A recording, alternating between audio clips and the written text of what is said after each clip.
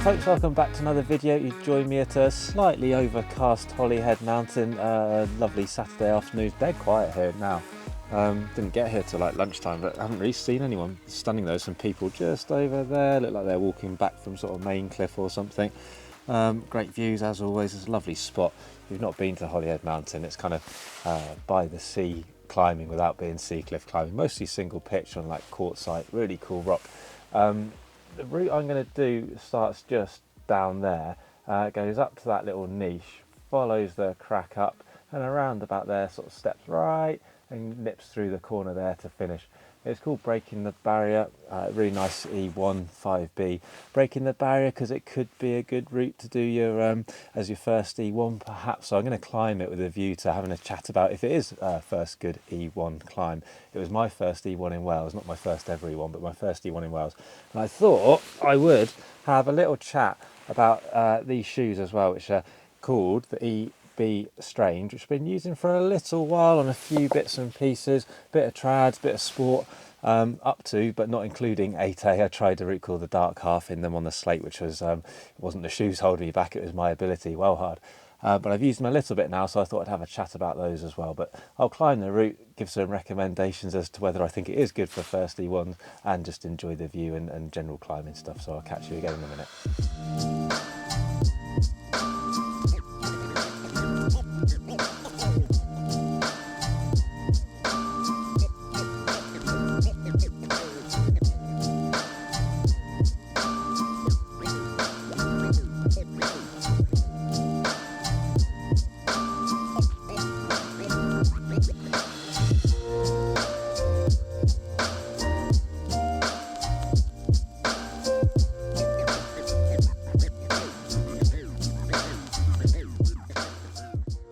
So I've started up the route, and with this one, it's there's not really any point trying to place any gear earlier than that. I'm not miles off the ground, but it is a little bit cheeky straight off the ground. What I've done is I've placed a sort of large brassy in there. Pretty good actually. We want to jump up and down on it, shed loads, but it's not too bad. Next bit is a little bit thin. I think you can get a bit more gear. It's been years since I've done this route, but I'd say that's pretty good. It's definitely given me enough confidence to make the next couple of moves, and they kind of look alright. It looks like you get your feet on that big ledge in a second, and hopefully that'll free up some more arm manoeuvrability to get the next bit of gear in.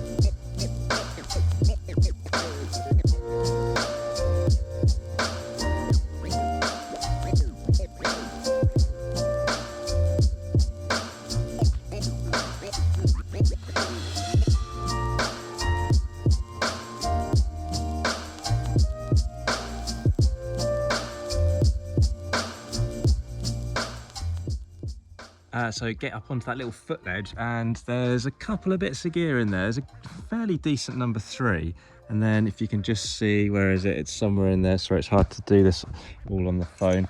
But there's a big micro, a big brass thing. I call them micros, but they're not always that small actually. It's definitely one on moves like this where I think actually it's a really good idea to place a couple together, build that little nest, 2, 3 more even. But there, I'm happy with those 2. Really good foot ledge, so you can hang around for quite a while. It's pretty skinny. Looking up ahead definitely gets better. I think this move is going to be a bit thin for the feet, so I'm sort of looking around as I'm chatting, trying to work that out. And I think that's key for, routes like this where you probably do have to string a few moves together. Then it's worth milking these bits, getting the gear in and thinking, right, what's coming next? Where can I go? Planning it out. It's all part of the tactics really, isn't it? Take your time, not really expending any energy because of the good feet. Pretty good hand that I'm on, but nice straight arm, hardly on it at all anyway. So I'll plan the next bit, make a move onto some good feet again, try and get some more gear in.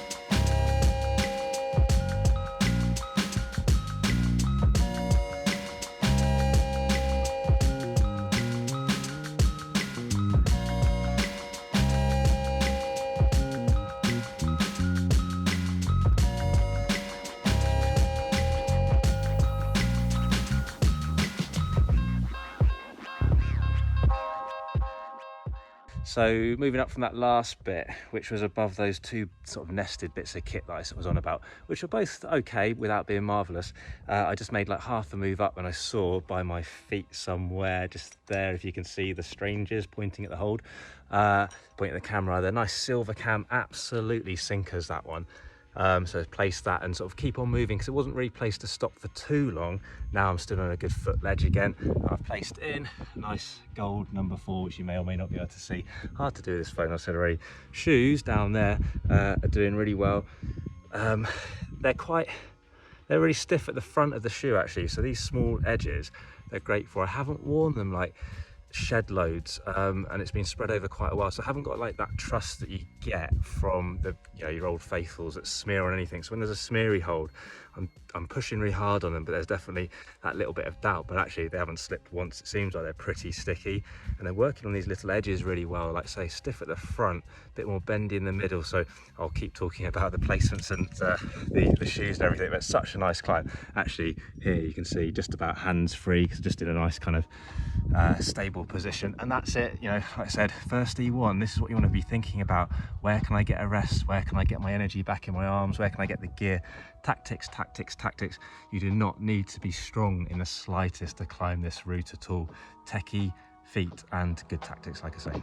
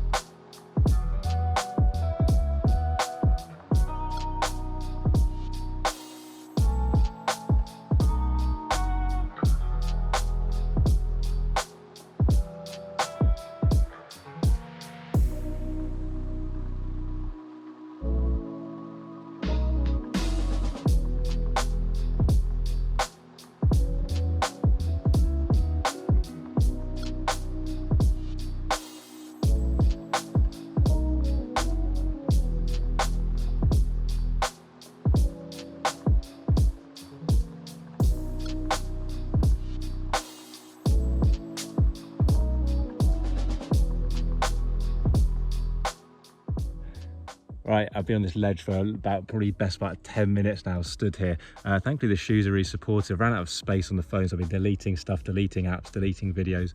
Thankfully I'm by a really good cam, so it's like mega chilled. Last section was really good. The shoes as well, you can see they're pretty pointy at the end, which has been really useful, because some of the holds are like, they're not tiny, but you have to sort of get your toe in to make them work. So they've been really good for that, and they're supporting me pretty well dangling on this ledge for like say 10 minutes or so. Next bit goes up those twin cracks behind me, a bit steeper, which to me means bigger holds. So that's the thing, again, going back to this climbing your first E1 sort of thing, as I rearrange my feet there to get comfy. Tactics so important. So planning the next bit, like I say, and if it's steep, rather than think, oh no, it's really steep, I'm gonna get pumped, think, oh, really big holds, really big footholds, that kind of stuff. So take the positives, it'll be fine, big gear as well. So I'll romp up there hopefully and chat to you at the top.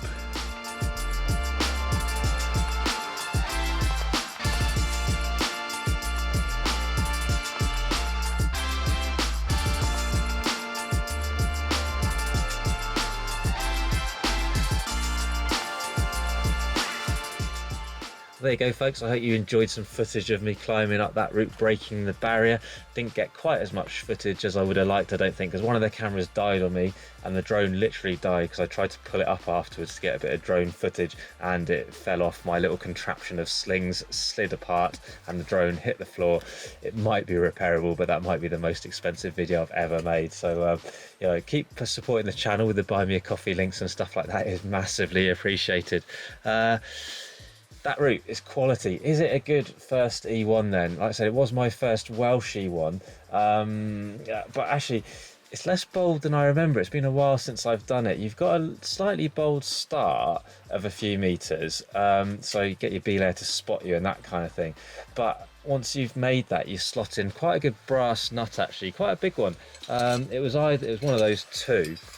Can't remember which one, the bigger one I think, which is actually a decent size, number 5. So that overlaps with like walnuts and stuff like that. But I think this shape fits in quite well.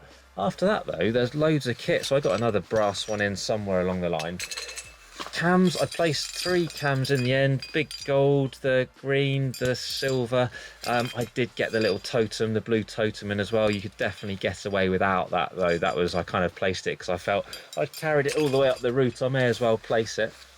And other than that, I got like another 1, 2, 3, 4, 5 nuts in from size 3 up to size 5, and all really good actually. You could definitely get a couple more bits in at the top, and I don't think I got any footage of the top. It sort of steepens up a bit, so it's kind of just off slab climbing, that kind of thing, for the most part, until it steepens up just at the last bit where it's like properly vert. But the holds are really big then. There's really good gear, so I kind of find that top bit pretty mellow actually.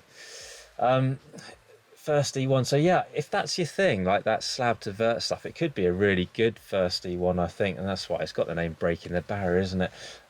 So yeah, get on if that's your kind of thing. It does reward like putting some tactics into place. So as I've said with my chats to the phone as I was climbing, you know, picking out the rest so you can plan the next bit of climbing, where you can pick out the next gear as well. And it is kind of climb a bit, do some stuff, climb a bit, do some stuff, that sort of climbing. So yeah, if you engage the brain a bit, I think it's quite steady. You never have to pull that hard. It's all in the feet, which leads me on to the rock shoes. These worked really well on it actually. It's a lot of edges with the odd smeary bit, and a couple of bits where the point of the shoes, you can see it's quite a pointy shoe. It's really good for kind of getting really precisely into where I want it. If you'd had a rounded shoe, it would have been harder to make the most of some of the holds I used. So I was quite grateful for these actually. They probably suit this kind of climbing, which was why I was half thinking about this video today, whereby pretty stiff and edgy, especially at the sort of the forefoot. They're a bit more flexible in that mid zone, and the heel is quite mellow. So, you know, it's not the kind of shoe you're going to be going around doing heel hooks and that kind of climbing, but it's a fairly flat shoe. So, you know, it's not that kind of shoe anyway. I find the heel really comfy, and the whole fit actually. I'm supported by Beyond Hope, who gave us these shoes by EB, but I've used them for quite a while now. I was a bit unsure at first as to what I'd use them for, and I think they've got a bit of a niche of that sort of slab to vert limestoney style stuff, or anywhere, this is quartzite, anywhere where you want that real precision from the toe. Really comfy inside, and sort of microfiber stuff. It says antibacterial on it, but yeah, they've sort of softened up nicely. They felt a little bit kind of cumbersome, not quite the right word, but something like that across the top when they're being laced up when they're brand new. But now they've softened up and they've seen a bit of action. Yeah, really comfy. I kind of wore them on the route obviously, and then I kept them on to belay, and sometimes I whip shoes off straight away. When I first climbed this many years ago, and it was my first Welshie one, I wore like 510 Anasazi Browns, and I used to wear 510s like all the time. Things have moved on a bit technology wise, I think, with, you know, 510 perhaps have been left behind. I don't really wear hardly any 510s anymore. I know I've got a 510 t-shirt on, but that's just an old one from the drawer. Most of my shoes, I've got EBs, I've got Evolves, I've got Sportivas, but you know, I think these hold their own with any of the other shoes I've got for that kind of thing, really. So worth checking out if that's the kind of niche they'll fill. Like I say, dead comfy, so I have quite liked them. What would I wear them for though? You know, like I say, this slab and vert stuff. So I'm just thinking, what else round here would I wear? Would I personally wear them on the slate? I'd probably want something with a bit more support across here, like those old school 510 white kind of things. I think stuff like this, you know, I'm thinking stuff like in the past, like your left wall kind of stuff, where vert climbing, you can get the toes on little holds and things like that. It'd be quite nice for that style of climbing. So I'm going to wear them some more. I just look kind of, perhaps this is like an initial review, and I'll revisit them, you know, later in the year or something when I've worn them a bit more. But so far, so good. Hope you've enjoyed the video. Do fire away with any questions. As always, happy to answer as best I can. You know the score with all that. Thanks massively for the support as always. You know, I say it every time, but I'm going to keep saying it. Click that like button, smash the subscribe button, find us on Insta, find us on Facebook, all the things I say every time. I'm going to keep saying them as well. Thanks very much for watching. more videos coming up very soon.